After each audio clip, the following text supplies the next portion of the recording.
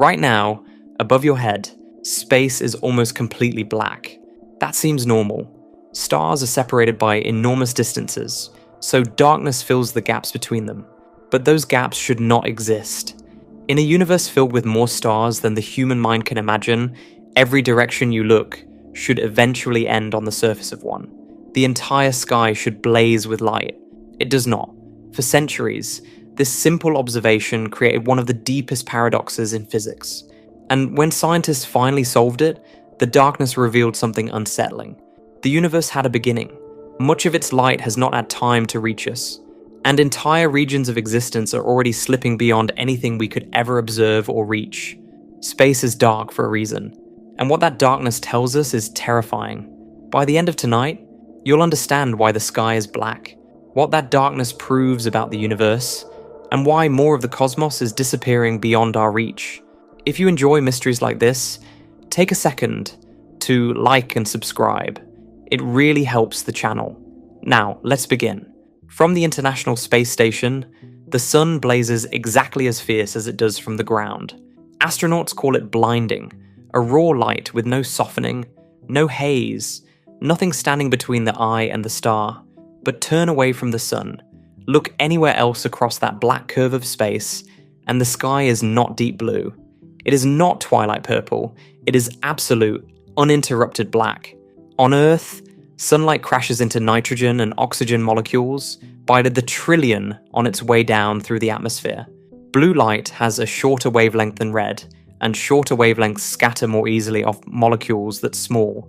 So blue light scatters everywhere, bouncing from molecule to molecule until the whole sky glows blue above your head. Near sunset, that same light has to cross far more air, at a shallow angle, so almost all the blue scatters away before it reaches you, leaving only the reds and oranges to survive the trip. That is the whole mechanism behind a blue afternoon and a red sunset. Take the atmosphere away, and the scattering stops entirely. There is nothing left to bend the light sideways, nothing to paint a color across the sky at all. The sky simply shows whatever color the universe actually is underneath the paint. Astronauts see that color every day of their mission. It is black. That explanation feels complete. It is not. It answers exactly one question. Why is the sky blue on Earth and black in orbit? No air, no scattering, no blue. Simple. Satisfying even. But that was never the real mystery, and confusing the two questions has hidden something enormous. The real mystery is not why the sky lacks color. It is why the sky lacks light. Why isn't it blazing white with the combined glow of every star in the universe? Atmosphere or no atmosphere? Two different questions. One answered centuries ago, one nobody thought seriously to ask. Here is why it should be blazing. Our galaxy alone holds somewhere between 100 billion and 400 billion stars. A number so large that most of them will never be counted individually, only estimated from samples and extrapolated outward across the whole spinning disk of the Milky Way. And our galaxy is not unusual. It is one of an estimated 2 trillion galaxies scattered through the observable universe, each one carrying its own hundreds of billions of suns. Add all of it together and the number stops meaning anything to the human mind. Roughly 200 billion trillion stars, a great many of them burning far brighter than our own. Picture every grain of sand on every beach and every desert on Earth.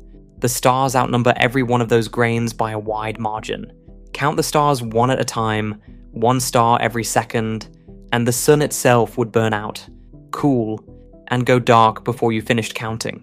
You would still be counting long after every human civilization that could count had come and gone. Now point in any direction at all, straight up, toward the horizon, it does not matter. Somewhere along that line of sight, eventually, sits the surface of a star. Not most lines of sight, every one of them.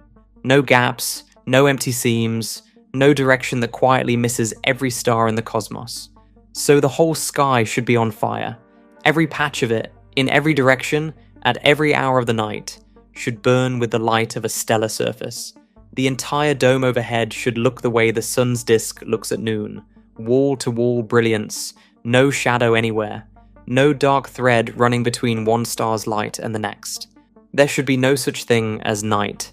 There should be no distinction between the glare of our own sun and the glare of 200 billion trillion others.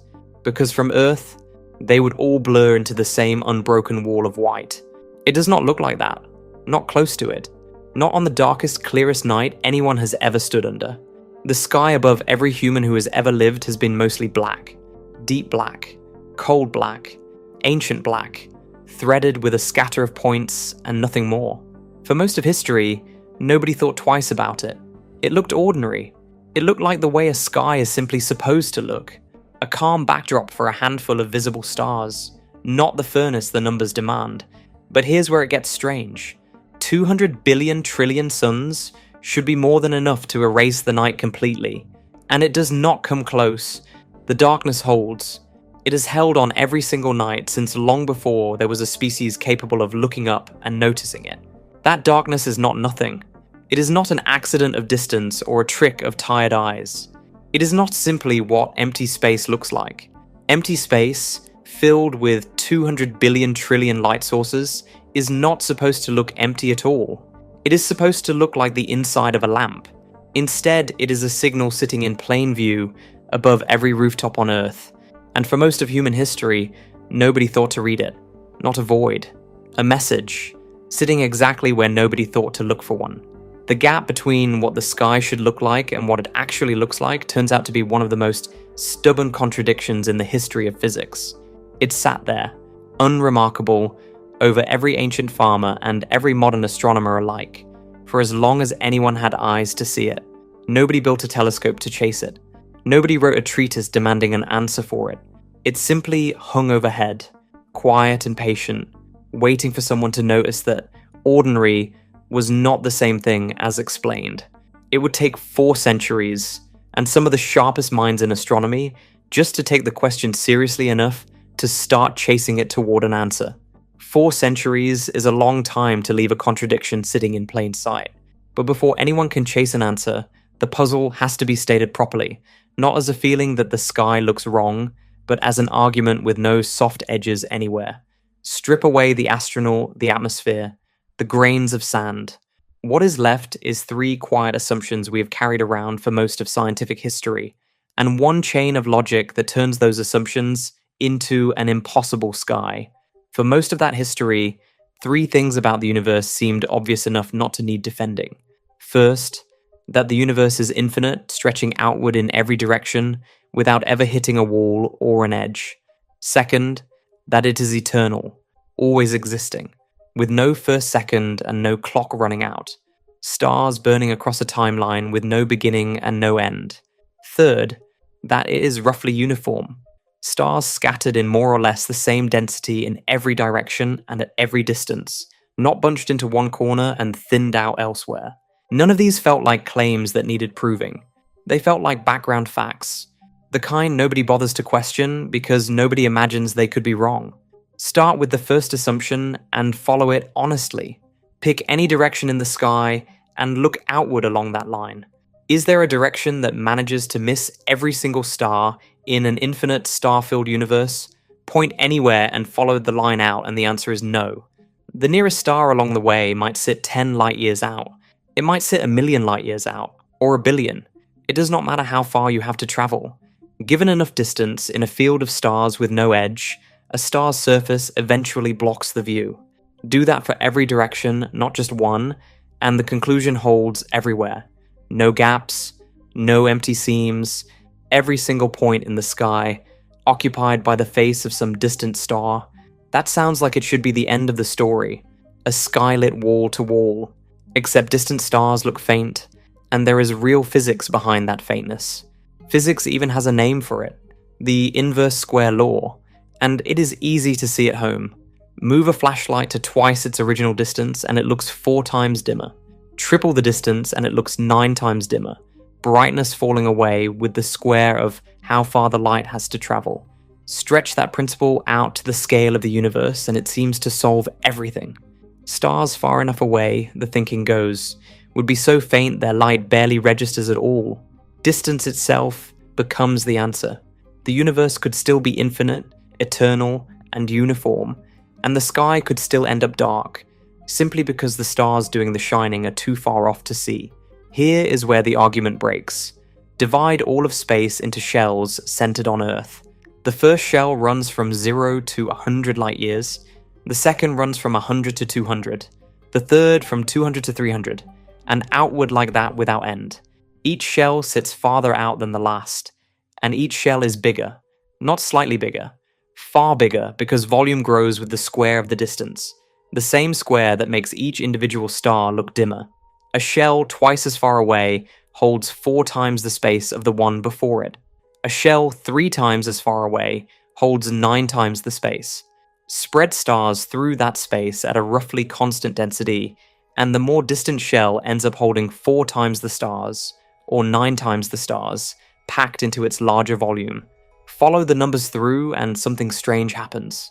Each star in the more distant shell is exactly 4 times fainter, or 9 times fainter, but each shell contains exactly 4 times more stars, or 9 times more stars. Multiply one by the other, and the 4 cancels the 4, the 9 cancels the 9, every time, at every distance, without exception. The two effects are not similar. They are identical, and they cancel completely. The dimming exactly matches the crowding. Add up the total light coming from the nearest shell, then the next, then the one after that, and the number does not shrink as you move outward. Every shell, no matter how far out, adds the same total amount of light to the sky as every other shell. Distance was never the answer. It only looked like one. Now stretch that outward, shell after shell, forever. Because an infinite universe has no last shell to reach. Infinitely many shells, each one contributing the same amount of light, add up to a total that has no ceiling. The sky should not simply be well lit. It should glow with the average surface brightness of a star, every patch of it, as though the entire dome of the night sky were the burning face of the sun. There would be no line between day and night, because the background itself would burn at stellar temperature. There would be no shadow anywhere, no gap, no rest for the eye. The math does not hedge here, and it does not offer a softer version of the conclusion. Given those 3 assumptions, infinite, eternal, uniform, the night sky has no honest way to be anything but blinding. And yet, it is not blinding. It is dark, the same dark it has always been, cold and quiet over every rooftop on Earth. The logic that leads to a blazing sky is not sloppy. It is airtight, each step following cleanly from the last, which leaves exactly one place for the argument to have gone wrong, not the reasoning, the assumptions underneath it. Somewhere in that short list, infinite, eternal, uniform, sits a claim about the universe that simply is not true, and the whole tower of arithmetic built on top of it means nothing until that claim is found and named. Something in that list of 3 has to give. Which one, the argument does not yet say.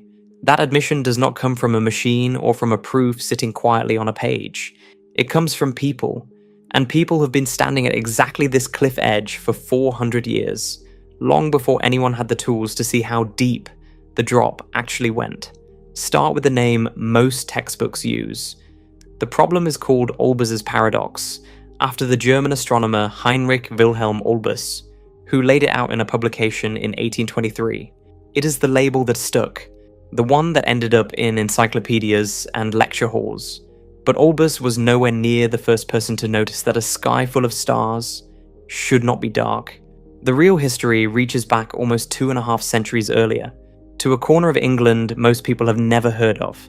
In 1576, Thomas Diggers published a description of the universe that broke sharply from everything that came before it. He was one of the first Englishmen to defend the idea that the Earth circles the sun rather than the other way around, and he pushed that idea further than almost anyone dared. Stars, he argued, were not fixed to some crystal sphere turning around the Earth. They were scattered outward through infinite space, world beyond world beyond world, with no ceiling and no edge. It was a radical claim for its time, and Diggers ran headfirst into its consequence almost immediately. If stars extend outward forever in every direction, why is the space between them dark? He asked the question in his own writing, plainly, as though he already sensed it would not go away. He never answered it.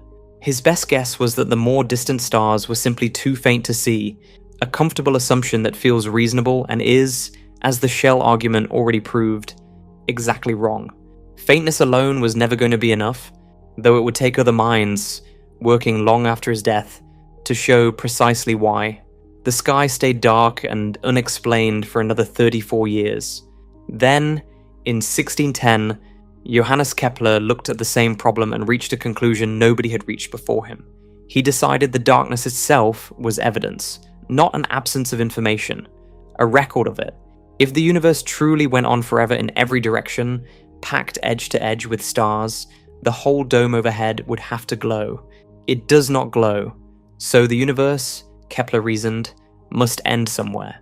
Beyond that boundary, there are no more stars and no more light to send, and a dark patch of sky is nothing more sinister than a line of sight that runs past every star there is and out into whatever lies beyond the edge of creation. The picture did not hold. Kepler's specific universe, closed and walled like a bubble, turned out to be wrong in almost every detail, and yet the instinct underneath it was not. He had taken an ordinary fact, the plain color of empty sky, and treated it as physical evidence about the shape of the whole cosmos. Not a guess, a method. 3 centuries before anyone could measure the true boundary he was chasing, Kepler had already grasped that one had to exist, and that the night sky itself was where the proof would be written. The question did not go quiet after Kepler. It sat, unresolved, for another 110 years. In 1720, Edmund Halley, the astronomer whose name is better known from the comet that returns every 76 years, took up the same contradiction and wrestled with it in his own writing, treating the dark gaps between stars as a puzzle serious enough to deserve careful attention rather than a passing curiosity. 24 years later, in 1744, the Swiss astronomer Jean-Philippe de Chazot carried the problem further still, laying out some of the first genuinely rigorous mathematics of how starlight should pile up, shell after shell, across a universe with no end. He was working, in effect, the same arithmetic that had already been walked through here, decades before anyone had the language of light years or the telescopes to check it against real skies. Neither man solved it. Both sharpened it. Bit by bit, across 2 centuries and 4 separate minds, working an ocean and a lifetime apart, the puzzle stopped being a passing curiosity and became something science could not simply set aside. It was Olbers, in 1823, who finally gave the problem its widest audience, and who ended up with his name fixed to it for good. His proposed fix still sounds sensible today. Space, he argued, is not empty between the stars. It is threaded with dust and gas, thin drifting clouds of matter hanging between Earth and the light of distant suns. That dust, he reasoned, absorbs the starlight long before it ever reaches us. The universe could stay infinite, eternal, and blazing with stars in every direction, and the night sky could still look dark from the ground, simply because the true brightness never survives the crossing. It is a satisfying answer to sit with. Something out there is quietly stealing the light, and the universe underneath the theft can go on being exactly as vast and endless as everyone always assumed. And interstellar dust is not an invention to prop up a failing argument. It is real, filling the space between stars in vast, cold, uneven clouds, dimming distant light and reddening it on the way, effects astronomers can still measure with precision on stars we can see today. Olbers had reached for a mechanism that genuinely exists, in a universe that genuinely contains it, to explain a sky that genuinely stays dark. Every piece of the explanation seemed to fit. For a while, that was where the trail went quiet.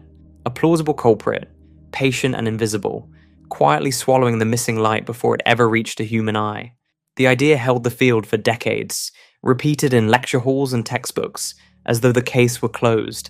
It felt like the kind of answer a mystery finally deserves after 2.5 centuries of asking, tidy enough to stop the questions, and specific enough to sound like science, rather than guesswork.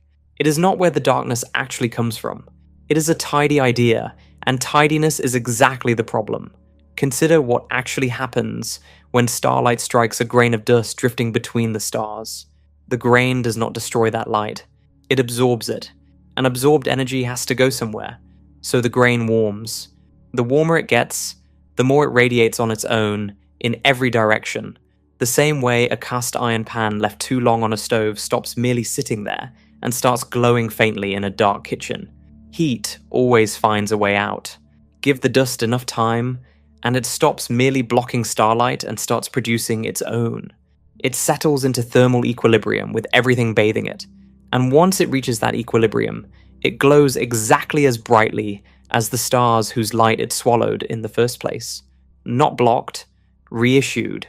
In a universe old enough and patient enough, which an eternal universe by definition is, that equilibrium would have been reached long ago, every grain of dust between every star already glowing at full strength. The dust would not be dimming the sky, it would be adding to it. This is not a loophole in the physics. It is the physics working exactly as it always does. The same law that lets a blacksmith read the temperature of iron by its color alone, dull red for merely hot, white for scorching, no exceptions made for a cloud of interstellar grains just because they happen to be sitting between here and a distant star. This is where the deeper problem shows itself, and it is bigger than one stubborn cloud of dust. Energy is never destroyed, only converted and passed along. It moves, it changes form, it settles into new patterns, but it does not vanish, and in a universe with infinite time stretching behind it, there is nowhere left for that energy to hide. Every absorber eventually becomes an emitter. Every shield eventually becomes a lamp. Dust cannot keep the night sky dark, because darkness kept by an obstacle is only ever temporary, and an eternal universe has no room left over for temporary. That was the first escape route to close. The second attempt fares no better, and it fails for a reason already sitting inside the shell argument. A star, 1 billion light years away, is almost too faint to register, but push the same reasoning outward to 2 billion light years, then 3, and the count of stars waiting out there only grows, exactly enough to make up for how faint each one has become. Wait, that number never shrinks towards 0. However far out you go, however faint each individual star becomes, there is always a shell out there contributing its full, undiminished share, and there are always more shells behind it, stacked without limit. Infinity does not fade at the edges. It has no edges. Whether the distance is 1 billion light years or 20, the same shell logic keeps running, unbothered, indifferent to how far anyone pushes it. Distance was never going to save the argument, because in an infinite universe, distance runs out before faintness ever gets the chance to win. The third attempt is the most tempting of all, because it is at least partly true. Stars die. A star built like the sun burns for roughly 10 billion years before swelling into a red giant and settling into a slow, cooling ember known as a white dwarf. Picture the sun's entire life compressed into a single day, and its red giant collapse would not arrive until nearly 10 o'clock at night. Heavier stars burn faster and end sooner still, some living only a few million years. A stretch so brief that 1,000 of them could live and die within one ordinary lifetime of the sun. So perhaps, at any given moment, enough of the universe's stars have simply burned out and gone dark to explain the gaps overhead. Entire patches of sky sitting empty because their lights have already been switched off. Except, an eternal universe does not run out of stars. Dead stars leave behind clouds of gas, drifting and cooling, and those clouds collapse under their own gravity to build new stars in their place. A cycle that has apparently had no beginning and, under the old assumptions, no end. As long as gas remains somewhere to collapse, new stars keep lighting up to replace the ones that went dark. And in a universe with infinite time to run the cycle, gas never truly runs out either. Run that cycle forever, and the average number of burning stars in the sky never drops. Every star that goes dark is quietly replaced by one just lighting up, somewhere else, on its own schedule. The population holds steady. The light keeps coming. The third door closes, same as the first two. 3 centuries of proposed fixes, and every one of them shared the same blind spot. Dust, distance, dying stars, all of them tried to solve the puzzle by rearranging space, moving matter around, spacing it out, thinning it here and clumping it there. Not one of them touched the assumption sitting quietly underneath all the others. Every explanation so far had assumed the universe simply always was. burning forever, with no first moment and no clock running underneath it. That assumption was never questioned, because it barely felt like an assumption at all. It felt like common sense, the kind no one thinks to check, but something has to give. And by now, every purely spatial idea has failed for the same underlying reason. Not where the stars sit, not how far away they are, not even how long any single star burns. 3 doors, 3 closures, and the same draft of cold air coming through all of them. What if the flaw was never a matter of space at all? What if it was a matter of time? The biggest surprise of the whole investigation was still ahead, and it started with that one quiet hint. That hint deserves to be followed all the way to the end, because dust, distance, and dying stars did not fail for 3 separate reasons. They failed for one shared reason, hiding underneath all 3 explanations at once. Every failed attempt quietly accepted that the universe simply always was, burning without a first moment, and without a clock ticking anywhere beneath it. That acceptance, not the reasoning built on top of it, was the actual mistake. Which assumption exactly? Not that the universe is vast. That part is almost certainly right. The failure sits somewhere else, in a piece of the argument so old and so unexamined that nobody thought to call it an assumption at all. For 3 centuries, astronomers had tinkered with everything except this.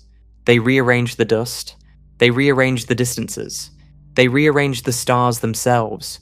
Nobody questioned the clock running underneath all of it, because nobody thought there was a clock to question. Assume a universe that never began, and the shell argument goes right back to work. An infinite number of shells stacking their light forever. No distance far enough, no wall thick enough, no lifespan short enough to stop it. Change one word in that assumption though, and the whole argument collapses on its own. Suppose the universe has not always existed.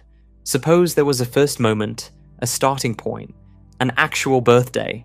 Then starlight has not had forever to pile up. It has had some specific finite amount of time, and a finite number of shells, however large, adds up to a finite amount of light. Not endless brightness. A measured, limited glow, and one far too dim to set the whole sky ablaze. This is where everything changes, and it changes with almost embarrassing simplicity. The darkness overhead was never proof that starlight fails to reach us. It is proof that the universe has not been burning forever, that the light headed our way has had only so much time to travel, that the boundary keeping the sky dark sits not out in space, but back in time. Solve it, and you do not need a new law of physics or a bigger telescope. Not new physics, not sharper instruments. One corrected assumption. The universe is not eternal. It had a beginning. And because it had a beginning, the sky over your head is dark instead of blinding. To see why a beginning matters this much, it helps to slow down and look at light itself. Light is the fastest thing that exists, racing outward at 186,000 miles every second. Fast enough to circle the entire Earth more than 7 times before your eye finishes registering a single blink. It is the cosmic speed limit built directly into the structure of space-time, unreachable by anything with mass and unbeatable by anything without it. A photon leaving the sun's blazing surface covers the roughly 93 million miles to Earth in about 8 minutes and 20 seconds. Fast. Almost unimaginably fast. Let's sit with that distinction for a moment, because it is doing all the work here. Fast is not the same thing as instant, and that one gap between the two turns out to carry the entire weight of the paradox. Because light is fast but not instant, every act of looking outward is secretly an act of looking backward. Sunlight reaching your skin right now left the sun 8 minutes ago. The light arriving from Sirius, one of the brightest stars in the sky, has been traveling for 8.5 years.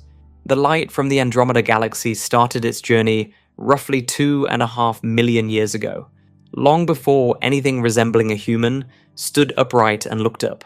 Whoever first pointed a telescope at that faint smudge of light was looking at a message that predates agriculture, predates written history, predates any language ever spoken.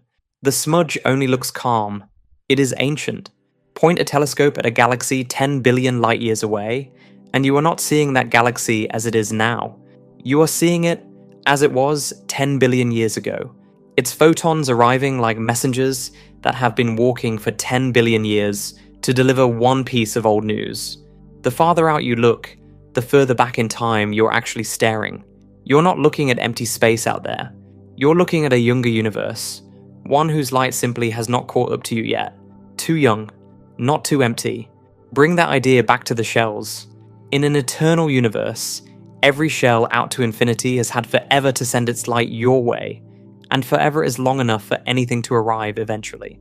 In a universe with a finite age, only the shells close enough for their light to have completed the trip have anything to show you tonight.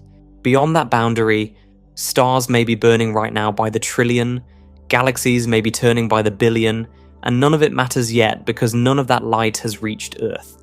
It is not missing. Nothing sinister is happening out there. It is simply still in transit, a patient traveler crossing a gap larger than any distance a person can actually hold in their head. One that may take millions or billions or trillions of years yet to close.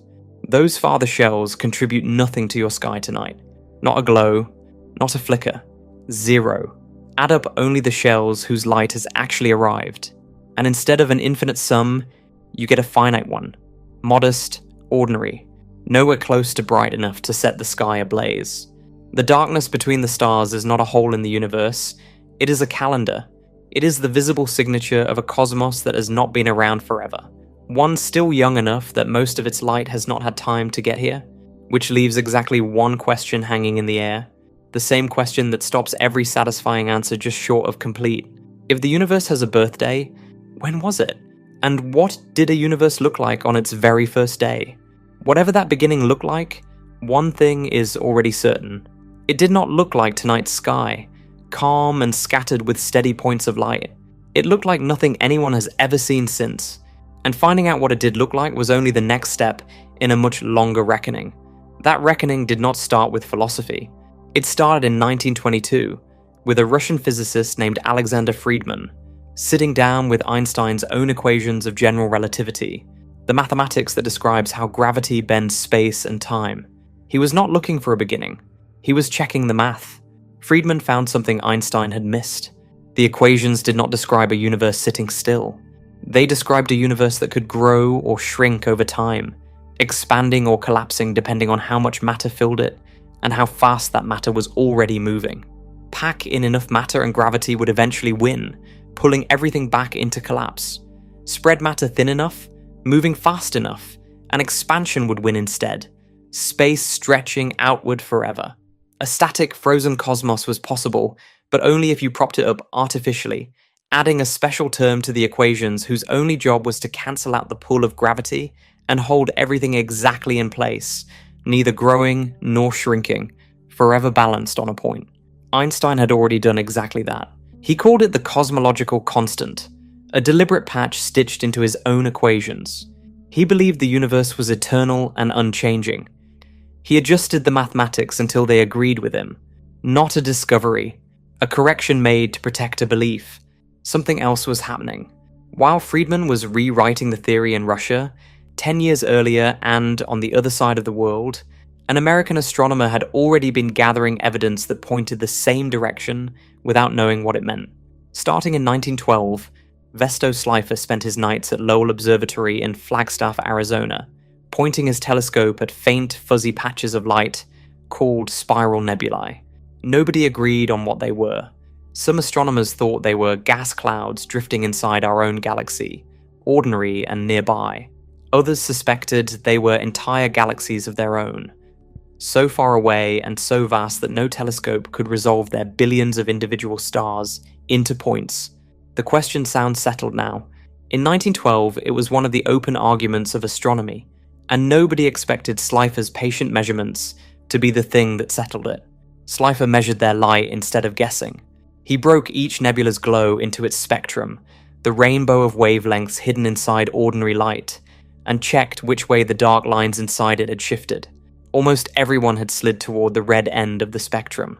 A shift toward red means an object is moving away, the same stretching effect that drops the pitch of a siren as it passes and recedes, its sound waves stretched out behind it. Nebula after nebula showed the same signature, one after another, year after year, racing away from Earth, some at more than 1,000 kilometers every second, over 1,000 times faster than a rifle bullet leaves the barrel.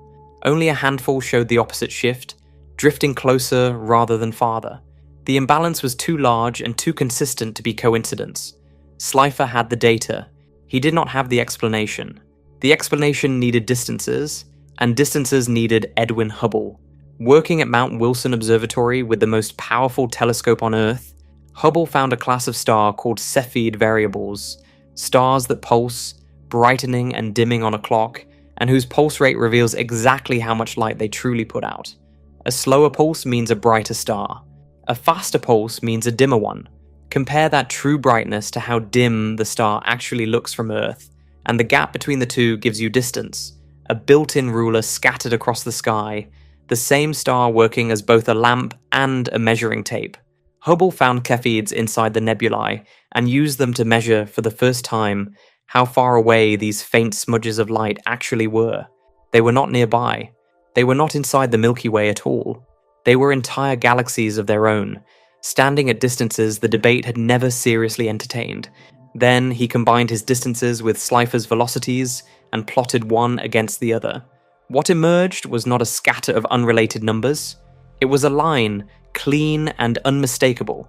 The farther away a galaxy sat, the faster it fled. Not a handful of odd cases. Every galaxy, everywhere Hubble looked, obeying the same rule. Wait, that is not what a static universe looks like. A static universe sits still. This one did not.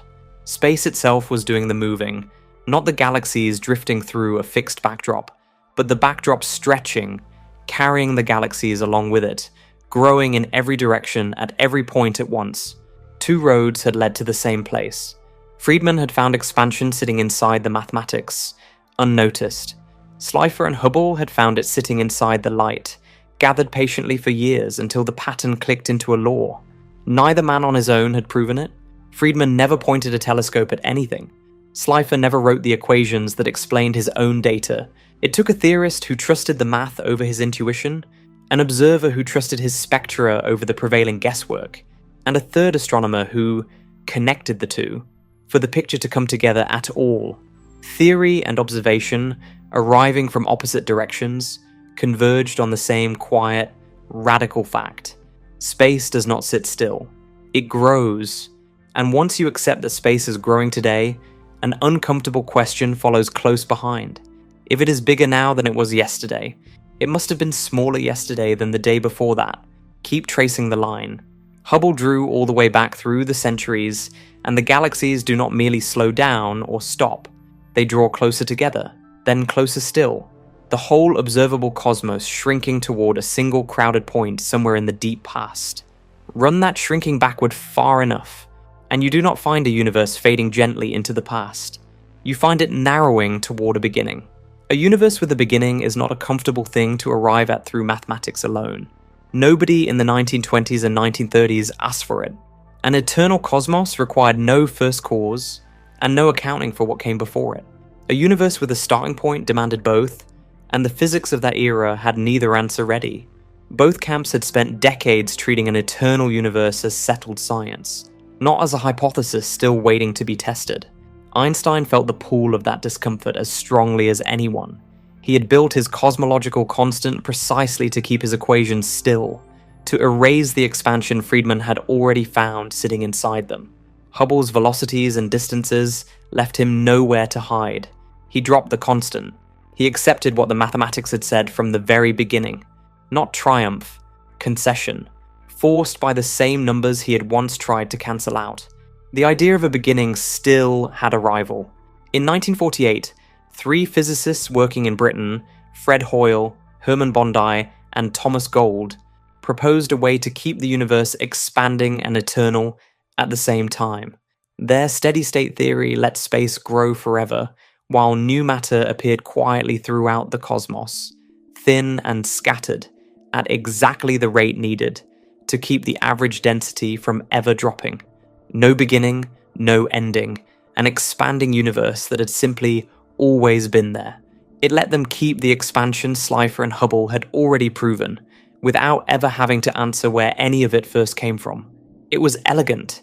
It asked nothing uncomfortable of anyone. For almost 2 decades, it stood as a genuine rival to a universe with a birthday, and for years, neither the expanding galaxies nor anything else in the sky could tell the two ideas apart. How do you choose between two theories that predict the same galaxies, the same expansion, the same sky? You find the one place they disagree, and you look there. A universe that began hot and dense should still be glowing faintly in every direction, a leftover warmth from its own birth. A universe that had always looked exactly as it looks now had no such childhood to leave behind, and nothing left over to glow with. For nearly 20 years, the only way to settle it was to wait for an experiment neither side had yet run. In 1965, the universe answered.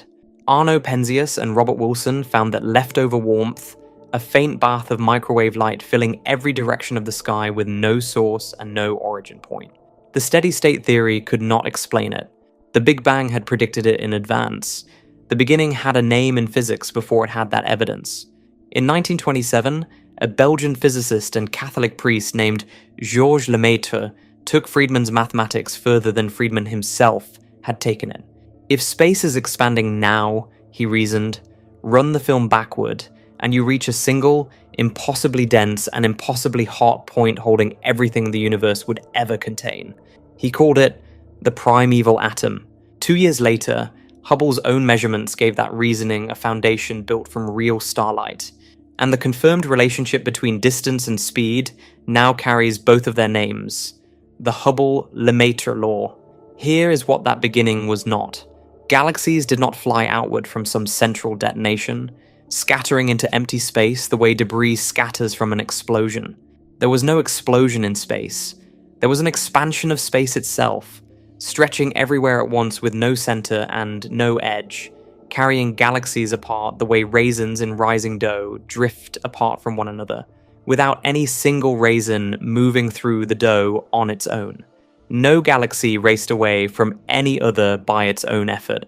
Space itself did the carrying. Run that expansion backward far enough, and every point in today's universe was once stacked on top of every other point. The whole of space compressed into a single, searing instant. That instant needed a name, and the name it got was almost an insult. Fred Hoyle coined the term in a 1949 radio broadcast. He did not mean it kindly. He was Steady State's staunchest defender, reaching for a phrase to mock a rival idea he did not believe in. Not a tribute. A jab, thrown by the rival theory's own champion. It stuck anyway, and it became the name of the most successful description of the cosmos ever built. The Planck satellite spent between 2009 and 2013 mapping that leftover light in extraordinary detail, and its numbers, cross-checked against the expansion rate and the arrangement of galaxies by several independent methods, converge on one answer with less than 1% of uncertainty. The universe is approximately 13.8 billion years old. Compress that entire span into a single calendar year, and every human life ever lived, every war, every book, every recorded thought, fits inside the final few seconds before midnight on December 31st. Enormous, but not endless, and that is exactly why it matters. Light can only travel so far in 13.8 billion years, so the sphere of space from which any photon could have reached Earth by now has a radius of about 46.5 billion light years, wider than the age alone would suggest, because space kept expanding while the light was still crossing it, a full diameter of roughly 93 billion light years. Earlier, a galaxy 10 billion light years away was already ancient news, its light 10 billion years old by the time it finally reached us. Stack that same distance across the observable universe, laid end to end, and you would need more than 9 of them before you would span it once. This is the paradox. Closed. The sky is dark, not because the universe lacks stars, but because it lacks age. Most sightlines never reach a star's surface because that star's light has not had 13.8 billion years, or anything close to it, to make the crossing yet. The darkness between the stars is not empty space. It is unarrived time, the visible signature of a cosmos too young to have filled in every gap. What lies past that sphere almost certainly exists.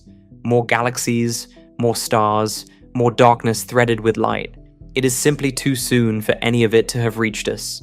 Fixing the birthday answered when. It said nothing yet about what a 1 second old universe actually looked like, when there were no stars, no atoms, and nothing anywhere resembling the calm, dark sky above a sleeping Earth tonight. Before there could be a dark sky, there had to be a universe capable of holding darkness at all, and for its first fraction of a second, it was not. Push the clock back past the raisins in rising dough, past Hubble and Lemaitre and the satellite hovering over its leftover light, and you land in a place none of those tools were built to describe. The first second of the universe was not merely hot, it was hundreds of times hotter than the churning core of the sun, the hottest place in our own solar system today. Matter did not yet exist as atoms, or molecules, or anything resembling a solid or a gas. It existed as a screaming plasma, protons and neutrons and electrons and photons and neutrinos, all crushed together at energies too extreme for any of them to hold a stable shape. What would it have looked like if there had been an eye to see it? Nothing. Not darkness, the opposite of darkness, a wall of light with no gaps and no depth, every direction equally blinding, no horizon and no shadow to judge distance by. A photon born into that plasma did not get far. It struck a charged particle almost the instant it was released, scattered, and struck another. Light existed everywhere and traveled nowhere. The universe was not dark. It was blind, sealed shut by its own glare. That is the strange part worth sitting with. The universe's first age was not a void waiting to be filled. It was so full, so violently crowded, that nothing inside it could see past its own neighbor. Even that plasma was not the beginning of the beginning. In the first fraction of a second, before protons or neutrons existed at all, the temperature ran into the trillions of degrees, and matter existed one layer deeper still, as a free plasma of quarks and gluons, the pieces that protons and neutrons are built from, too energetic to bind into anything larger. Quarks by themselves are never seen today, not in a laboratory, not anywhere in the modern cosmos. They only ever appear locked inside something bigger. For that first sliver of time, they were not locked inside anything at all, drifting free in a plasma too violent to let them settle. Then the universe crossed a threshold, cooling past roughly 2 trillion degrees, something like 100,000 times hotter than the sun's core. The quarks locked together for the first time into protons and neutrons, particles with a fixed identity and a stable shape at last. This happened before the universe was even a millionth of a second old, a sliver of time shorter than any camera shutter could register, let alone a human sense. Matter, in a form we would recognize as matter, was born faster than a blink could begin. What followed was not another instant flip. It took the universe a full 3 minutes, roughly the time it takes to boil an egg, to reach the next threshold. At around 1 billion degrees, still some 60 times hotter than the sun's core, protons and neutrons began fusing into the lightest possible nuclei. Deuterium came first, a single proton bound to a single neutron, then helium-3, then helium-4, then the faintest trace of lithium-7, each one only slightly heavier than the last, all of it built in a narrow window, before the expanding, cooling universe slammed that window shut. The reaction simply stopped.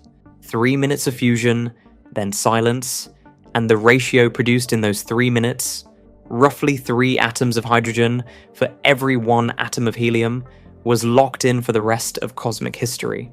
It was not forged in stars. It was not something later starlight built up, gradually, one supernova at a time, the way heavier elements like carbon and iron would eventually be. Stars are furnaces too, but slow ones, spending billions of years fusing hydrogen into helium a little at a time. What happened in those first 3 minutes was different, faster and cruder, a single narrow window that never opened again once it closed. When astronomers point their instruments at the oldest, most pristine gas clouds in the universe, clouds no star has ever touched or enriched, they find exactly that ratio waiting for them. 3 parts hydrogen to 1 part helium, matching the prediction to within the width of measurement error. Not an approximation, an exact match. The chemical fingerprint of the universe's first 3 minutes is still sitting there today, untouched, in gas that has never known a star, in every corner of the observable sky. But the universe still could not see itself. For roughly the next 47,000 years, nearly 10 times the length of all recorded human history, light ruled everything. This was the radiation era, a seething fog of radiation too hot for atoms, matter reduced to bare nuclei and stripped electrons, buffeted constantly by photons that scattered off them before any clump of matter could grow large enough to matter. Every attempt at structure was blasted apart before it could take hold. Gather a little too much gas in one place, and a flood of photons would scatter it right back out again. The universe stayed smooth, hot, and empty of shape, the same in every direction. No clumps, no walls, no galaxies, nothing but glowing plasma stretching on and on. Slowly, that balance tipped. Expansion stretched every photon's wavelength, draining its energy, the way a wave loses height the farther it travels from its source, while ordinary matter simply thinned out without losing any of its own. Eventually, matter's pull began to outweigh radiation's glare, and gravity, for the first time, started to win. Faint density seeds, tiny variations stamped into the universe from its earliest moment, began to grow. A patch only slightly denser than its surroundings started pulling in more material than its neighbors managed to gather. A small advantage that would only ever compound. It was the first hint of architecture in a universe that had none.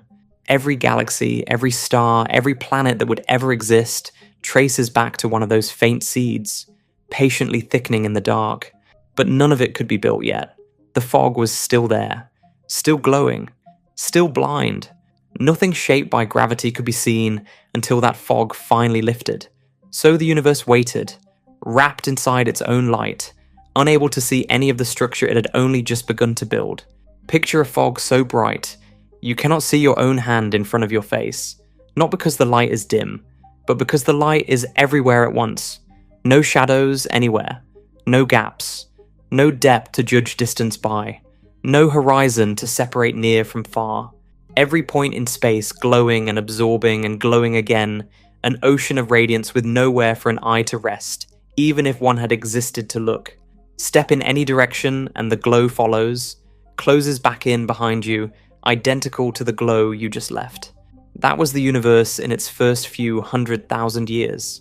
A furnace with the lid still sealed shut, and no way yet for anything inside it to know how large or how small that furnace really was.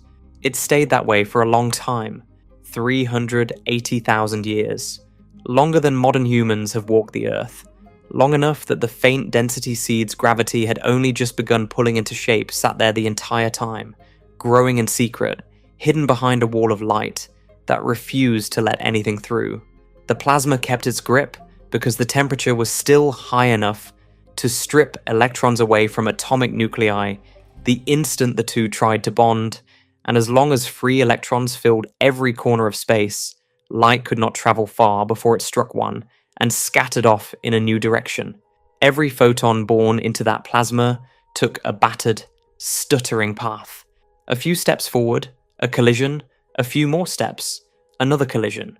It never got anywhere. The fog held. Then the temperature finally dropped below roughly 3,000 degrees, a heat that would still melt steel outright, but was no longer fierce enough to keep electrons loose. And for the first time, electrons stayed put. They settled into orbit around bare protons and built the universe's first neutral hydrogen atoms, the first stable matter of its kind the cosmos had ever assembled. Scientists call this moment recombination. The name is a little misleading. It suggests electrons and protons rejoining something they once belonged to, some earlier bond being restored. They never had one to restore. This was not a reunion. It was a first marriage, the very first lasting bond between the two particles in the entire history of the cosmos, arranged not by chance but by a universe finally cool enough to let it happen. But here's where it gets strange. The instant those electrons settled down, the free charged particles that had been scattering every photon in existence simply vanished. Nothing left to bounce off. Nothing left to block the path forward. Space, opaque since a fraction of a second after the Big Bang, turned transparent everywhere at once. Not gradually, not region by region, one patch of sky clearing before the next. The whole universe cleared in what amounts to a single cosmic eye blink, the fog lifting in the same instant across the entire sky, everywhere, together, and the light that had been trapped for 380,000 years, bouncing helplessly from particle to particle and getting nowhere, was suddenly free. It shot outward in every direction with nothing left to stop it, and it has been traveling ever since. Not for a few million years, not for a few 100 million, for 13.4 billion years and still counting, stretched and cooled by the growth of space itself along the way, but never absorbed again, never destroyed. It fills every cubic centimeter of the universe right now, arriving from every direction at once, the oldest light that has ever existed anywhere. Where did all that trapped radiance go once it was finally let loose? Nowhere in particular, everywhere at once. It simply kept moving, the way it had always wanted to from the very first instant it existed. Only now, with an open road ahead of it instead of a wall of its own, neighbors pressing in from every side. That light carries a name today.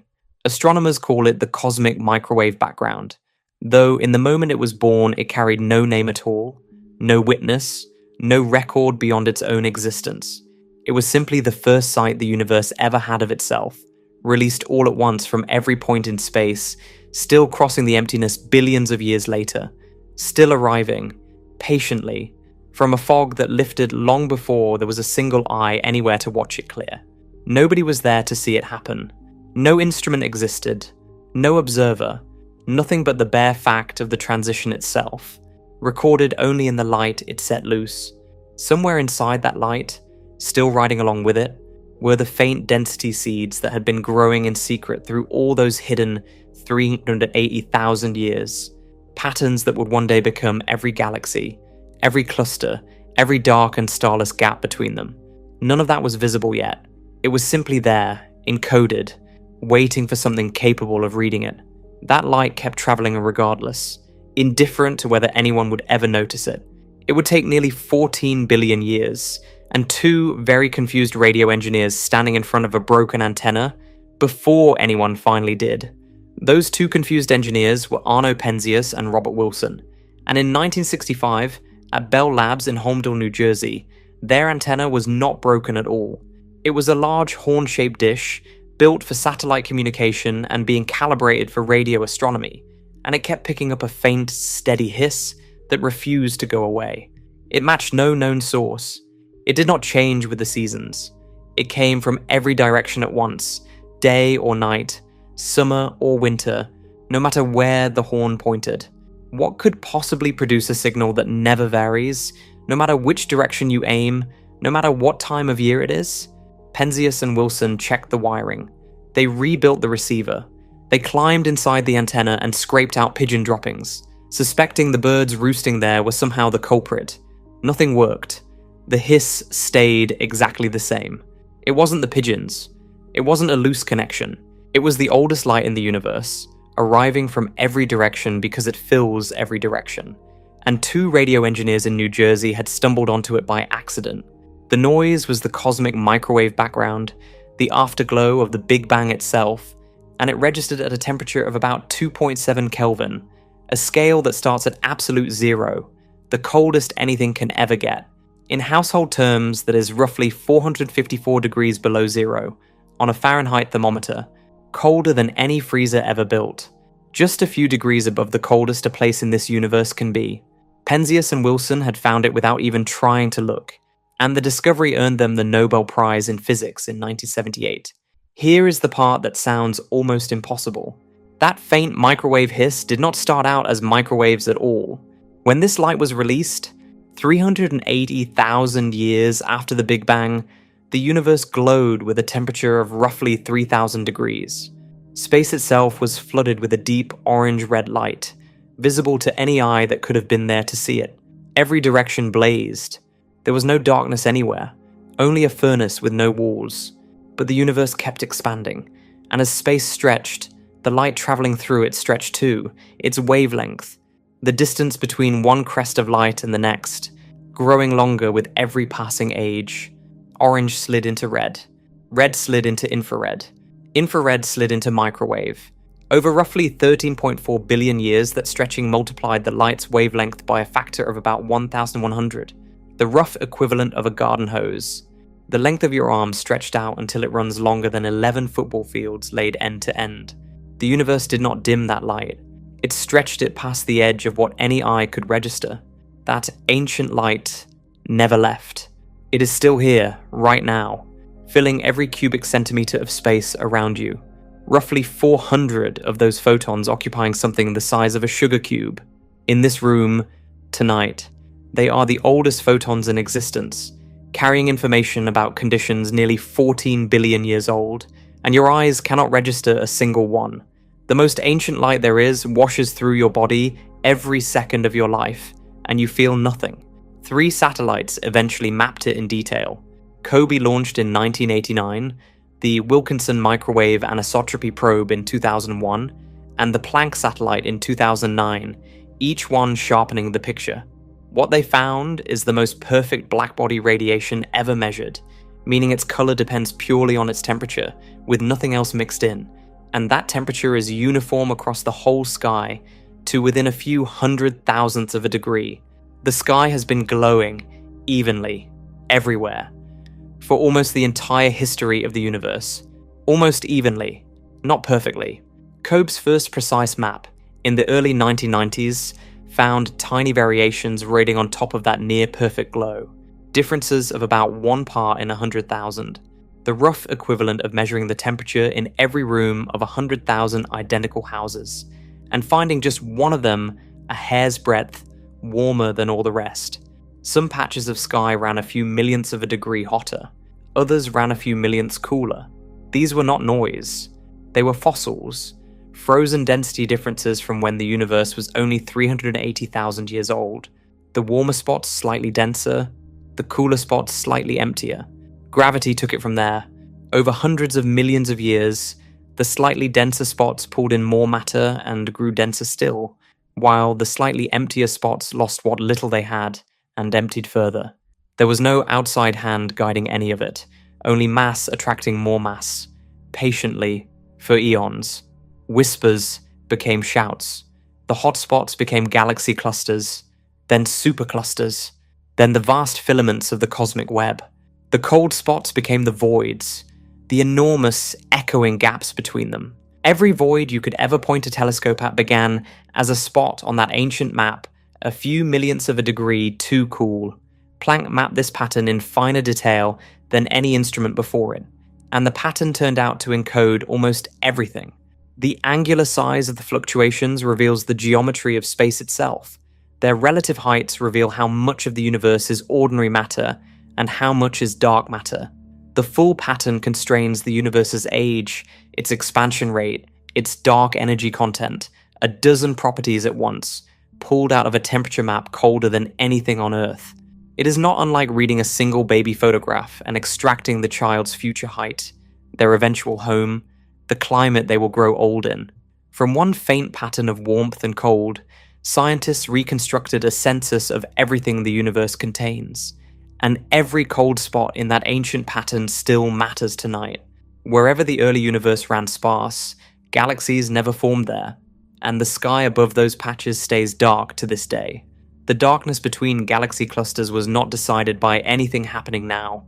It was decided before the universe was 400,000 years old, written into a pattern of warmth so faint, it took satellites 40 years to resolve it. That pattern was written entirely in light, your eyes were never built to read. And that blindness, it turns out, runs far deeper than microwaves alone. The reason is not scattered somewhere among the galaxies. It sits behind your own eyes in 2 small organs that decide, before anything else happens, what counts as light and what does not. Every photon that exists carries a wavelength, the length of one full ripple, crest to crest, as it travels outward through space. That single measurement decides everything about how you perceive it, or whether you perceive it at all. Short ripples register as blue or violet. Longer ripples register as red. Stretch the ripple further and it slides past red entirely, into infrared, which skin can feel as heat but eyes cannot see. Then into microwaves, then into radio waves, some of them longer than a house. All of it is light, All of it moves through the same darkness at the same speed, obeying the same laws. Only the length of the ripple changes, and that length alone decides who gets to see it and who never will. Here is the window your own eyes actually open onto that whole range. The shortest ripple your retina registers sits at about 380 nanometers, the violet edge. The longest sits at about 700 nanometers, the red edge. Every sunset you have ever watched, every star you've ever picked out of the dark, every photograph, every painting, every color that has ever crossed a human mind fits inside that one narrow gap of roughly 320 nanometers. Nothing outside it. Not one shade, not one shadow. A lifetime of looking, and every bit of it drawn from that single sliver. Now measure that gap against everything else that also qualifies as light. Radio waves stretch out to wavelengths measured in kilometers, entire signals longer than a city block. Gamma rays compress down to wavelengths smaller than the nucleus of a single atom, packed with more energy than anything a human body could survive standing near. Between those two extremes, the full electromagnetic spectrum spans more than 20 orders of magnitude, a range so enormous that writing out the zeros would take longer than reading this sentence twice. Somewhere inside that entire range sits your slice. Your slice is less than 1/10 trillionth of the whole. The answer was stranger than expected. That is not a small window. That is a crack in a door, and you have spent your whole life calling the sliver of light coming through that crack the entire room. Stand in a room lit only by a crack like that and you would swear the room was small, dim, and mostly empty. You would have no way of knowing there was a chandelier blazing on the far side of the door, 3 lamps left burning down the hall, a fire going in a room you never entered. You would simply never see any of it, and you would still call your guess about the room complete, because a crack of light was all you ever had to go on. Why there? Why that particular crack, and no other? The answer has nothing to do with the cosmos, and everything to do with one ordinary star. The sun radiates across nearly the whole spectrum, from radio waves to X-rays, but its output peaks almost exactly at the center of the visible band, right at the boundary between green and yellow. That is not coincidence. Over hundreds of millions of years, every eye that evolved on this planet was shaped by the light this particular star throws off in the greatest abundance, generation after generation, favoring whichever creature could see the wavelengths that were actually there to be seen. A retina tuned to the sun works the way a radio tuned to one station works. Turn the dial anywhere else and there is only static. Think about what that tuning was actually built for. Not built to read the universe. Built to find fruit on a branch, a predator in tall grass, the edge of a path before dark. Evolution never once asked whether an eye could register the afterglow of the Big Bang or the infrared heat of a dying galaxy, because neither of those things had any bearing on whether an animal ate breakfast or survived until dusk. It only asked whether the eye could keep its owner alive until morning, one dawn at a time, for millions of years. The star that made vision possible in the first place is the very reason vision fails almost everywhere else in the universe. That would not matter if the universe produced only visible light. It does not. Stars burn across the whole spectrum, not just the sliver human eyes catch. Gas clouds glow in infrared. Neutron stars pulse in X-rays. The relic light released 380,000 years after the Big Bang still floods every cubic centimeter of space, now traveling as microwaves. The universe radiates constantly in every direction, at every wavelength at once, and almost none of it falls inside your crack in the door. It is not resting. It is not quiet. It is blazing on channels you were never built to tune into. So when you look up and see darkness between the stars, you are not looking at empty space. You are looking at the absence of one particular kind of photon, the kind your own eyes happen to register, in a universe that is, at every other wavelength, still burning. Somewhere in that same patch of black sky, radio waves are arriving that would fill a room with sound if you had an antenna for ears. X-rays are crossing it that would show you the skeleton of a dying star if you had an eye built for them. None of it registers. None of it ever will. Not with the eyes you were born with. The night sky was never as dark as it looks. It only looks that way to the two small organs doing the looking, the same two organs that once had to be enough to find food and outrun danger, and now stand between you and almost everything the cosmos is actually saying. And that gap between what exists and what you can register is only the beginning. There is a second force still to come, one that takes light your eyes could have caught, light born bright and visible, and drags it out of reach before it ever arrives. Your eyes are one limit. There is a second one waiting behind it, and this one does not live in your body at all. It lives in the space between you and the light, in the fabric of the universe itself, and it does something stranger than biology ever could.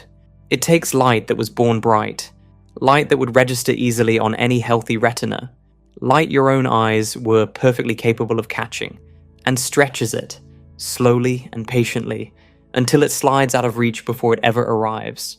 Nothing goes blind here. Nothing evolves the wrong tuning. The light simply changes on the way. Picture a guitar string plucked to a single clear tone. Now imagine the whole instrument begins to stretch, the neck lengthening while the string keeps vibrating, the pitch bending lower as the wavelength of the sound grows longer. Stretch it far enough, and the pitch falls below anything your ear can register. The string has not stopped moving. The air has not stopped carrying the sound outward in every direction. You simply cannot hear it anymore. Nothing was destroyed. It was stretched past the edge of your hearing. Light works the same way, except the thing doing the stretching is not a guitar neck. It is space itself. A photon leaves a distant galaxy carrying a specific wavelength, a specific color, at the moment it starts its journey. But that journey can take millions or billions of years, and during all that time the universe keeps expanding. The fabric the photon is crossing keeps growing, and the photon's wavelength grows along with it. Blue light can arrive as red. Red can arrive as infrared. Infrared can arrive as microwave. The longer the trip, the more the stretch. Cross past 700 nanometers, and the photon vanishes from human perception. Still traveling, still real, simply no longer visible. People often mistake this for something simpler, and the mistake matters. This is not the Doppler effect, the familiar stretching that happens when a source physically moves away from you through space, the same effect that drops the pitch of a siren as it recedes. Cosmological redshift is a different animal entirely. Not a galaxy racing away through fixed space. Space itself growing between here and there, carrying the galaxy along with it, whether or not that galaxy is moving on its own at all. The wavelength stretches because the medium the light is crossing is expanding, while the light is still in transit. Here is a cleaner way to hold that picture. Imagine a flashlight switched on at one end of an impossibly long hallway, its beam aimed at the far wall. Now imagine the hallway itself begins to stretch while the beam is still crossing it, the walls sliding apart, the floor lengthening beneath the light. The beam keeps moving at exactly the same speed it always does, but the distance it has to cross keeps growing while it travels. So by the time it reaches the far wall, the hallway is far longer than when the beam left the flashlight, and the light has been stretched along with it. Longer wavelength, lower energy, a different color than it started as. In the real universe, the hallway is space, the flashlight is a distant galaxy, and the stretching is cosmic expansion. The farther the galaxy, the longer its light spends crossing growing space, and the more it stretches. Nearby galaxies, a few 100 million light years out, show only a modest stretch. Their light nudged slightly toward the red, still comfortably visible. Galaxies billions of light years away show something far more dramatic. Their light stretched so long, through so much expanding space, that it crosses entirely into infrared, before it reaches any telescope on Earth. Distance alone decides how far the string gets pulled. There is no fixed cutoff, no wall a galaxy crosses all at once. The stretch simply grows with every extra billion light years the light has to travel. A little more, then a little more, until an object that was blazing white in its own galaxy arrives here in a color no human eye has a name for. Put numbers to the string, stretch it to twice its resting length, and a galaxy's light, blue at 400 nanometers, arrives at 800 nanometers, already past the red edge, already invisible. Stretch it to 6 times its resting length, and light that left a galaxy as visible blues and whites arrives buried in infrared, gone from human sight entirely. Stretch it to 11 times its resting length, and light that left as ordinary visible light, 500 nanometers, arrives at 500 nanometers, deep in the infrared, invisible to any eye that has ever evolved on this planet. Somewhere out past all of that sits the current record holder, a galaxy catalogued as MOM Z14. Its light has been stretched to more than 15 times its resting length.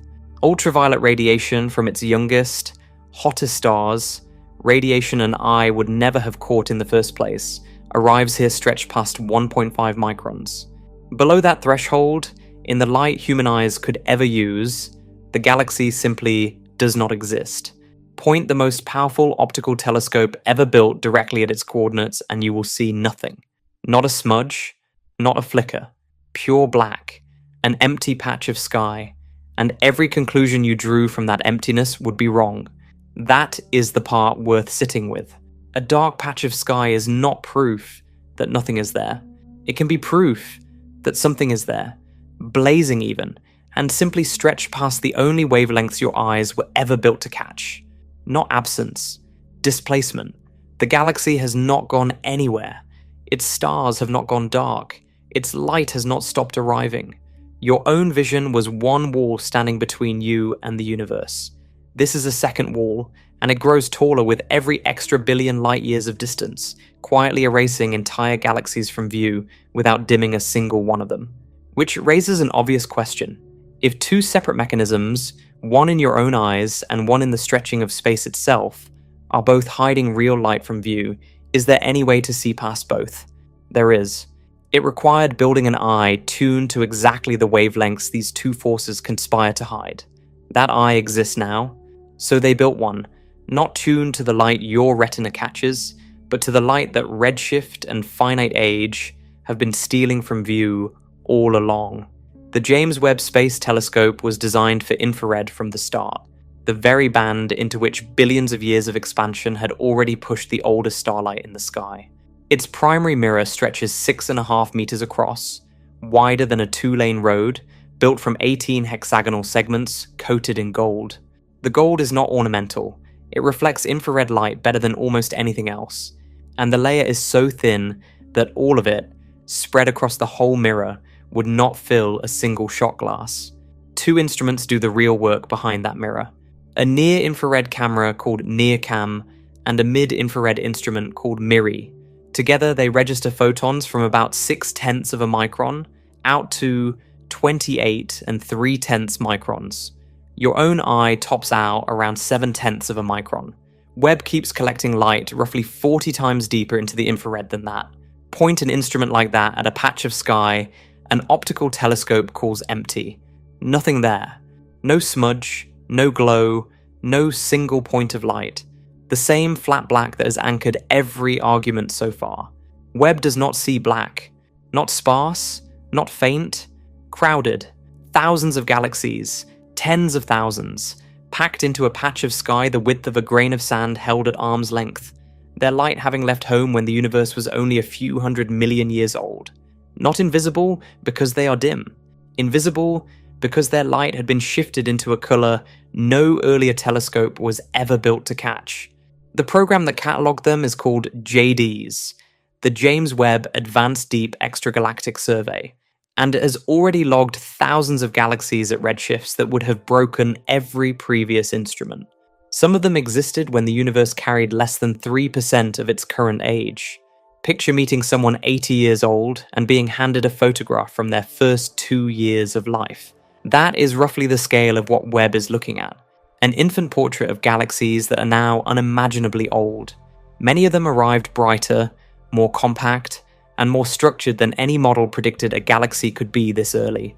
That mismatch is still an open question, one astronomers are working through now.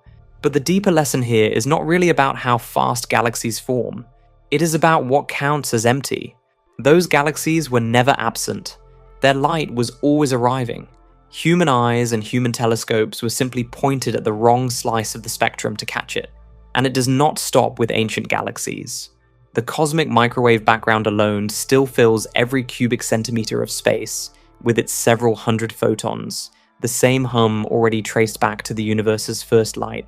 Infrared radiation from galaxies too faint or too young for Webb's deepest surveys fills the gaps between visible stars. Radio waves pour from pulsars, the fast-spinning cores of dead stars, and from synchrotron emission, the radio glow thrown off by charged particles spiraling through galactic magnetic fields.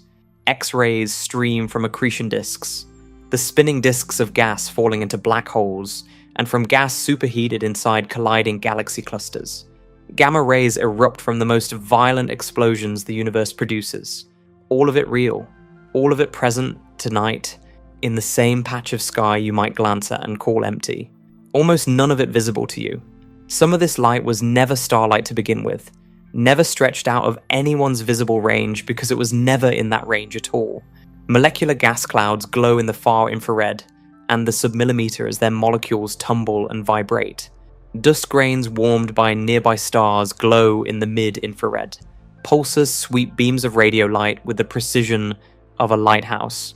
Accretion disks convert falling matter into X-rays at efficiencies nuclear fusion cannot approach. Gamma ray bursts, the universe's most extreme explosions, release more energy in a matter of seconds than the sun will produce across its entire lifetime, nearly all of it in a band no eye has ever registered.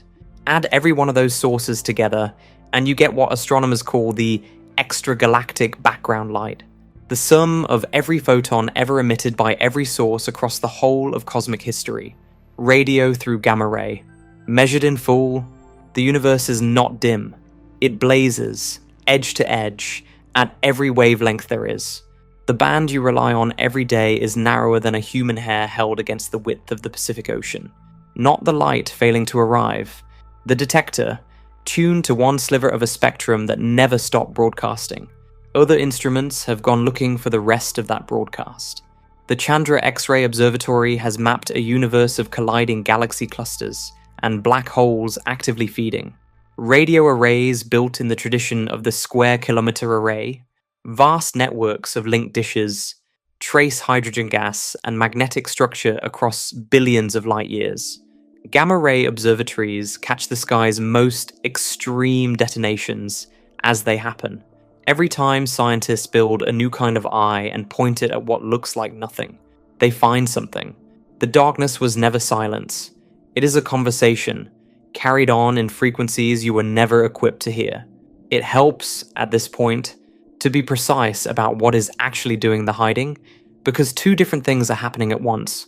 Redshift alone does not create the darkness between the stars in your own sky. Nearby stars, the ones scattered through our own galaxy, still shine in ordinary visible light.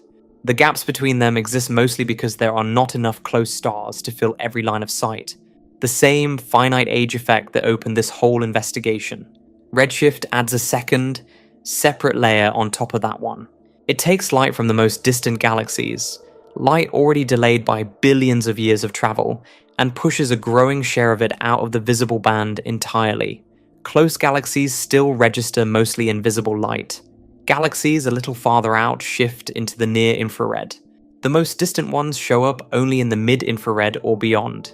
The cosmic microwave background itself, stretched more than 1,000-fold over its journey, now arrives as millimeter waves, nowhere near anything an eye could use. Finite age decides how many sources can reach you at all. Expansion then decides how much of what does reach you falls outside the narrow window your eyes accept. Darkness is not one failure, it is a collaboration between time and expansion. Between them, those two effects explain almost everything about the sky you actually see. Almost. There is still a third wall standing past both of them, and it has nothing to do with wavelength. No telescope, however sensitive, however patient, will ever be built that can cross it. That third wall does not come from wavelength at all. It comes from something older than color, and older than the eye that fails to see it. Call it a horizon. This whole investigation set out to explain why the sky looks black, but the darkness was never really about missing light. It is a boundary marker, separating what the universe has allowed you to know from what it has placed permanently beyond reach, and the shape of that boundary turns out to carry information no telescope image ever could. Everything this investigation has uncovered so far has really been one long argument about what the darkness is telling you, not what it is hiding. The first message was time. The sky is dark because the universe is roughly 13.8 billion years old, a number pulled directly out of the blackness itself, the same way a detective reads an entire history from one object left at a scene. A universe with a beginning has starlight that has only had so long to travel, and most of the sky is dark simply because the light has not gotten here yet. The second message was growth. Space itself is expanding, stretching the wavelength of every photon crossing it, sliding ancient starlight, and the oldest glow of all, the cosmic microwave background, out past the edge of what your eyes register. Every redshifted photon is a logbook entry, proof the universe has been growing the whole time you were not looking. Here is the third message, and it is the hardest one to hear. The darkness also tells you the universe has horizons. A horizon means there are things you will never see, never measure, and never know. Not because you have not looked hard enough, but because the universe itself has placed them permanently out of reach. Start with the boundary that finite age and finite light speed draw together. Since the universe began, light has had only so much time to travel, so there is a maximum distance from which any signal could possibly have reached Earth by now. That distance defines a sphere centered on you, roughly 93 billion light years across, the observable universe. Everything inside that sphere is, in principle, detectable. Everything outside it is not. Not because it is less real, because the light has not arrived. The universe beyond that sphere almost certainly keeps going, full of galaxies and stars, and none of it will ever reach you. That much would be strange enough on its own. But there is a complication, and it makes the boundary far worse than a simple waiting game. The expansion of space is not constant. It is not even slowing down, which is what gravity, pulling on all that matter, ought to be doing to it. It is accelerating. Something astronomers call dark energy, a name for a component nobody fully understands, drives that acceleration, and it is not a minor player. Split the entire energy content of the cosmos into 3 roughly equal shares. Dark energy claims 2 of those shares outright, and then some, close to 68% of everything there is. Matter pulls space together, its gravity acting like a hand slowly closing. Dark energy does the opposite. It pushes space apart, and unlike gravity, it does not weaken with distance. It strengthens as space grows. So the more space there is between 2 points, the harder something is shoving them further apart, and it pushes harder every year. Here is what that acceleration does to the boundary. In a universe expanding at a constant rate, the observable sphere would just keep quietly growing as more light gets the time to arrive. But once expansion accelerates, something else starts happening at the same time. Distant galaxies are carried away faster than their own light can close the gap. Somewhere out there right now, photons are already in flight, crossing space toward Earth, have been for billions of years, and will never arrive. Not delayed, never. The space between here and their source is growing faster than the photons can cross it. That does not break the speed limit built into relativity. Nothing moves through space faster than light. But space itself has no speed limit on how fast it can grow, and past a certain distance, the sheer expansion between 2 points outpaces anything light can bridge. Cross that threshold, and you have reached the cosmic event horizon. Everything beyond it is now permanently disconnected. No signal you send will ever reach it. No signal it sends will ever reach you. That disconnection is not a pause. It is not temporary. It is absolute, and it is growing. Every second, some region that was still just barely within reach slips across that line and is lost for good. No future telescope will recover it.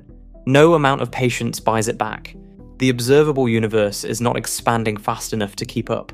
The boundary of what you can ever touch or measure is shrinking, even while the boundary of what you can currently see keeps drifting outward. An odd, quiet contradiction. More sky coming into view while your actual reach contracts. The universe, quite literally, is closing around you. So the darkness overhead is not one thing, it is 3. Some of it is dark because the light has simply not arrived yet, a matter of age. Some of it is dark because the light did arrive, but stretched past anything your eyes can register, a matter of expansion. And some of it is dark because the light never will arrive. Not after any amount of waiting, not with any instrument yet imagined, a wall made not of matter but of expanding space, and that wall gets taller every second. 3 mechanisms, 1 sky, each one a separate fact about the universe, written into the same patch of black. And that closing boundary does not just sit quietly at the edge of things. Give it enough time, and it starts pulling the evidence out of your own backyard. Your own backyard, in cosmic terms, still holds trillions of galaxies tonight. Telescopes right now can catch the cosmic microwave background arriving from every direction at once. They can time the universe's expansion using distant supernovas and the rippling pattern called baryon acoustic oscillations, a signature baked into the spacing of galaxies themselves. Piece by piece, the whole history of the cosmos can still be reconstructed, back to its first fraction of a second. This is, by any measure, an extraordinary moment to be looking up. It will not last. Dark energy keeps pushing, and one by one, galaxies drift past the cosmic event horizon just described. Not all at once, not with any noise. A slow, silent withdrawal, cluster by cluster, stretched across billions of years, until the sky empties of everything beyond our own gravitational neighborhood. The Milky Way, Andromeda, and a few dozen smaller galaxies bound to us by gravity will not get away from each other. They will merge into one giant elliptical galaxy, already named in advance, Milkomeda, something like 1 trillion stars, folded into a single system, and utterly alone. Run the clock forward 10 billion years, roughly double the universe's current age, and the most distant galaxies visible through today's telescopes have already slipped beyond reach, their faint, heavily stretched light fading past detection. The census of visible galaxies starts shrinking.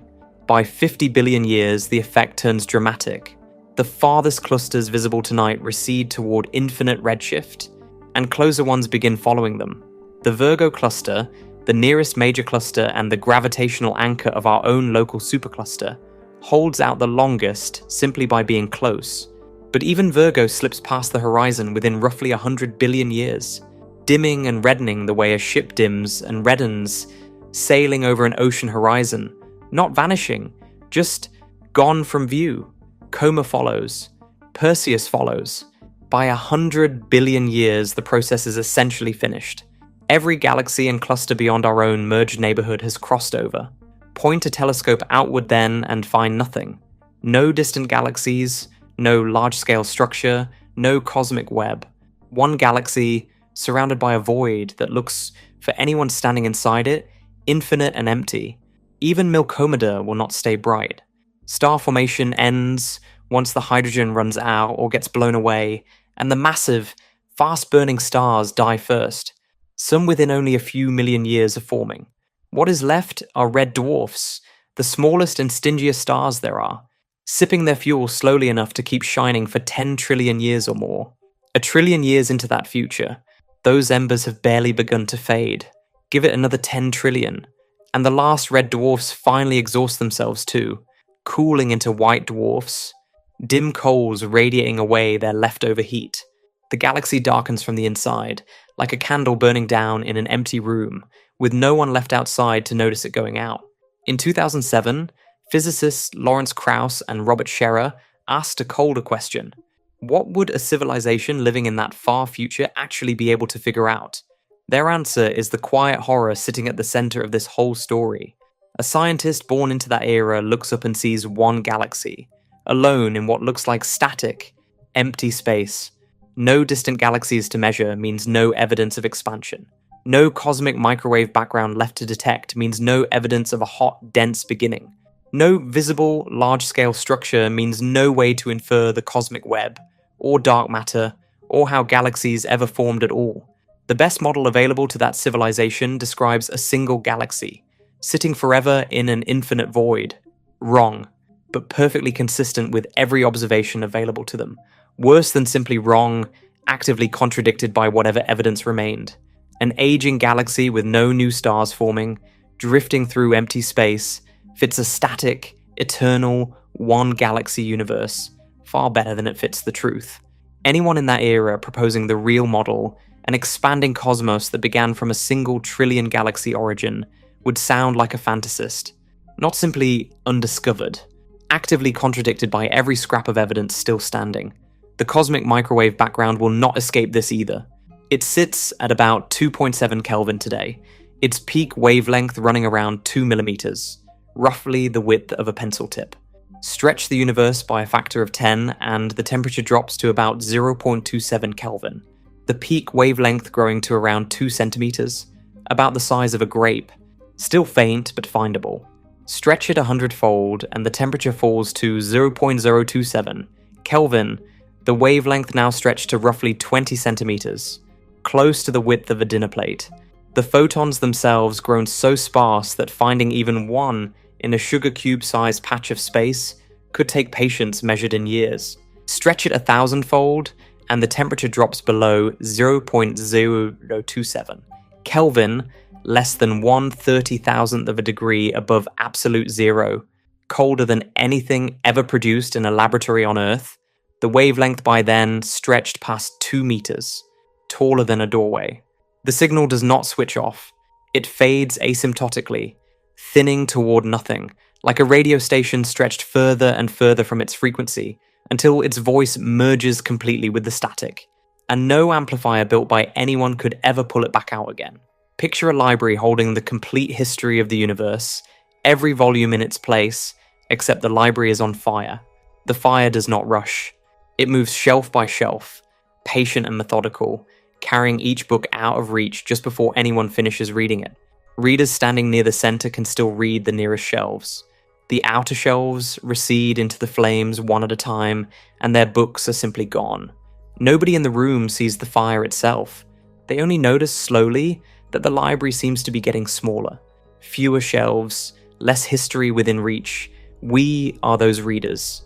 The universe is the library. An accelerating expansion is the fire. None of this is speculation. Multiple independent measurements point the same direction. Results from the Planck satellite, from distant supernovas, from the rippling pattern of baryon acoustic oscillations, and most recently from an instrument built specifically to track dark energy. The Dark Energy Spectroscopic Instrument, DESI. Data released in 2025 raised an uncomfortable possibility that dark energy may not be a fixed constant at all, that it might be slowly strengthening over time. If it is, the fire in that library is burning faster than any of the numbers above assumed. The horizon closes sooner. The evidence disappears on a shorter clock than anyone had planned for. And the window's still open tonight. The one letting us read any of this at all may be narrower than it looks. Come back now, from that library and its fire, to tonight, to the dark patches between the stars overhead, the ones this whole investigation set out to explain. Look at them again, knowing what they actually are. They are not emptiness. They are the visible consequence of at least 3 overlapping realities, layered one on top of another, and together they deliver a message no single observation could give on its own. The first message is age. The sky does not blaze with the light of every star in the cosmos, because those stars have not been shining forever. There was a first moment, a boundary in the past, 13.8 billion years back, and the light from the most distant reaches of the universe has simply not had time to arrive yet. The darkness overhead is the shadow of a finite history. The second message is expansion. Once visible light has been stretched by the growth of space itself into wavelengths no eye can register. The cosmic microwave background was a blinding orange glow on the day it was released. Tonight it whispers in microwaves, a language your retina was never built to hear. Galaxies that once poured out visible light now arrive only in infrared, present, real, and completely unseen.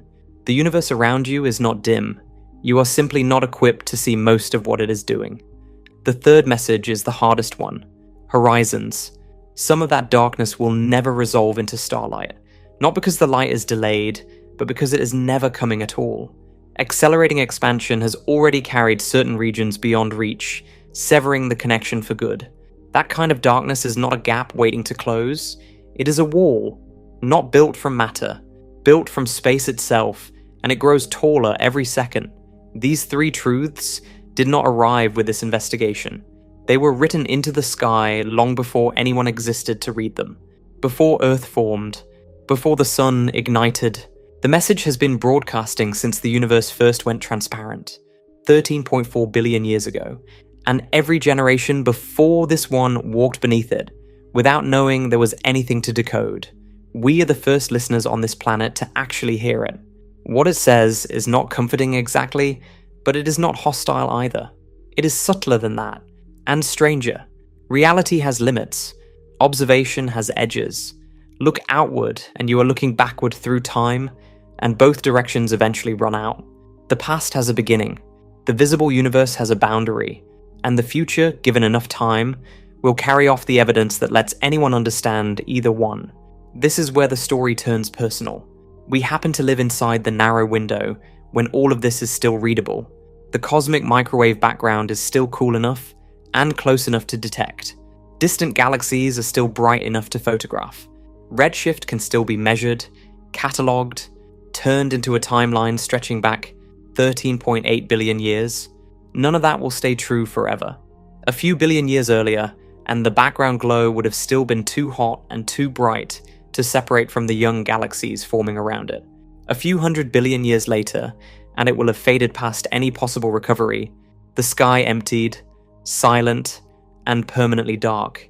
You exist in the interval between too early and too late, an interval small enough, set against the full lifespan of the universe, that it barely qualifies as a moment at all. Think about creatures living near hydrothermal vents, miles down, in total darkness, kept alive by chemical heat rising out of the seafloor.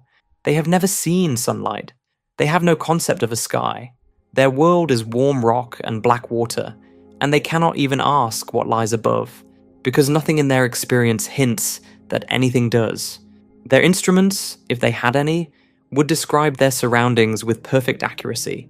Their picture of reality would still be catastrophically incomplete. A civilization born into that far future version of Milkomeda, the one this piece has already watched take shape, will be in exactly the same position. Its telescopes will find one galaxy alone in what looks like an empty void. Its measurements will be careful and internally consistent. Its conclusions will be confidently, completely wrong. Deep ocean creatures of cosmology, living in the dark with no memory that there was ever light to see. We are not those creatures. Not yet.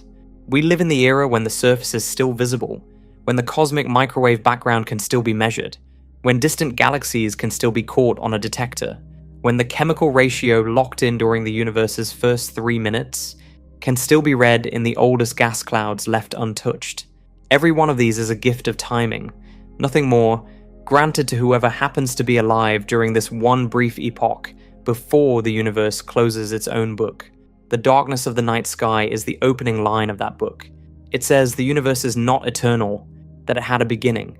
It says the light has not filled every corner, because there has not been time enough for that.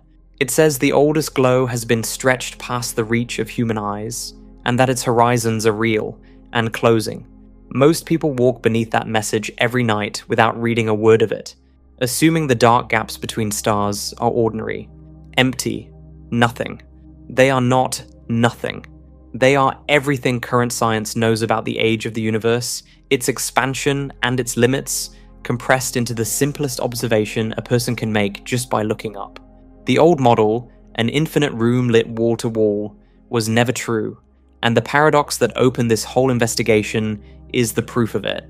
The real universe is a finite bubble of visibility, expanding into a vastness that may never be mapped, filled with light that mostly never reaches you, bounded by horizons that recede a little further every year. The sky is not a backdrop, it is a document. It records the age of the cosmos in the space between stars, the growth of space in the reddening of distant light, and the existence of horizons in the regions no photon will ever cross. And the universe is not finished writing that document. It is taking it back, page by page, carried past the boundary of what anyone will ever read again. Not silence, not absence. A vanishing record, disappearing even while it is still being read. Not because the light ran out, but because it moved beyond the reach of anyone who might have seen it. that is the part that lingers longest. For this brief, improbable stretch of cosmic time, we are still able to read it.